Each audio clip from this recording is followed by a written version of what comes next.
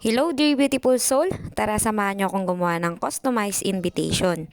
It's been a while since I uploaded a new video again, and for today's video, gagawa tayo ng invitation, and hindi ko na napakita kung paano natin nilayout sa Canva, pero itong invitation na to ay print natin sa 200 GSM QAP photo paper, and I suggest na medyo makapal yung gamitin nyo sa invitation nyo para hindi siya nayuyupi kapag ilalagay sa envelope. And as you can see, gumagamit ako dito ng paper cutter, and kapag nag-upgrade na kayo, maganda din yung Dominator ngayon, pero dahil nga wala kami noon, so minamano-mano natin siya.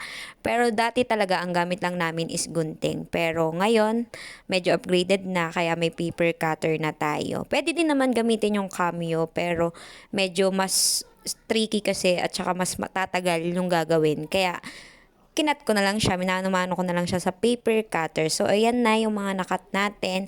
Make sure lang na yung ipiprint nyo na layout ay merong guhit sa gilid. And nagugupit na rin ako dito ng sticker paper na ilalagay natin pang seal ng mga envelope. Yan, sa Canva ko lang din inedit yung layout nito. And yung ginamit ko nga pala dito na sticker paper is yung mumurahin lang na Yasen Matte, kasi ipang siselyo lang naman natin siya sa invitation. And as you can see, nalalagay na natin yung invitation sa envelope. White yung napili ni client, and this video is stock videos na siya, so hindi ko ma-upload kasi medyo busy. Pero ngayon, nagawa natin siya ng voice over, and ganito lang kadali gumawa ng invitation. Kaya naman kung gusto nyo mag printing business din, isa din to sa mga mabenta ngayong season, kasi every month na may nagpapabinyag, may nagbe-birthday. So, kailangan nyo lang talaga siyang i-market ng tama at i-post ng tama. So, yun lang guys.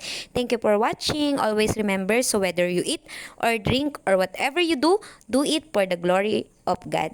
Yun lang. Bye! See you on our next vlog.